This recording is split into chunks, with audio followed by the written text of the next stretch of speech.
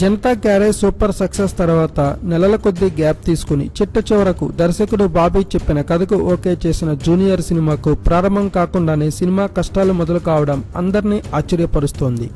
ఫిబ్రవరి నుండి ఈ cinema regular shooting ప్రారంభించాలి అని అనుకుంటున్న జూనియర్ ఆలోచనలకు సమంత శృతి హాసన్లు అడ్డు తగులుతున్నట్లుగా వార్తలు వస్తున్నాయి.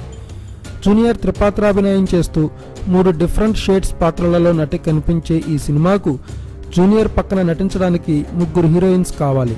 ఆ 3 హీరోయిన్స్ లో ఒక మెయిన్ హీరోయిన్ పాత్రకు ఒక క్రేజ్ హీరోయిన్ పెట్టాలి అన్న ఆలోచనలో ఈ యూనిట్ ఉంది. అయితే ఇప్పుడు ఈ మెయిన్ హీరోయిన్ పాత్రకు మొదటి ఛాయిస్ గా సమంత అనుకుంటే, ఆమె ఫిబ్రవరిలో అఖిల్ పెళ్లికి సంబంధించి ఇటలీలో ఏర్పాట్లకు సంబంధించిన ప్రదేశాలను ఎంపిక చేయడానికి ఇటలీ వెళుతున్న పరిస్థితులలో తాను ఫిబ్రవరి నెలలో ఒక్క రోజు కూడా అందుబాటులో ఉండను అని జూనియర్కు సంకేతాలు పంపినట్లు టాక్. ఇక శృతి హాసన్ అయితే ఫిబ్రవరి డేట్స్ అన్ని ఖాళీ లేని నేపథ్యంలో తాను కూడా అందుబాటులో ఉండనని చెప్పినట్లు వార్తలు వస్తున్నాయి. దీంతో ఈ సినిమాకు సంబంధించి ఏర్పడిన హీరోయిన్ సమస్యను తమన్నాతో పరిష్కరించాలా లేదంటే మరో హీరోయిన్ గురించి అన్వేషణ సాగించాలా అన్న అయోమయంలో దర్శకుడు బాబీ ఉన్నట్లు వార్తలు వస్తున్నాయి.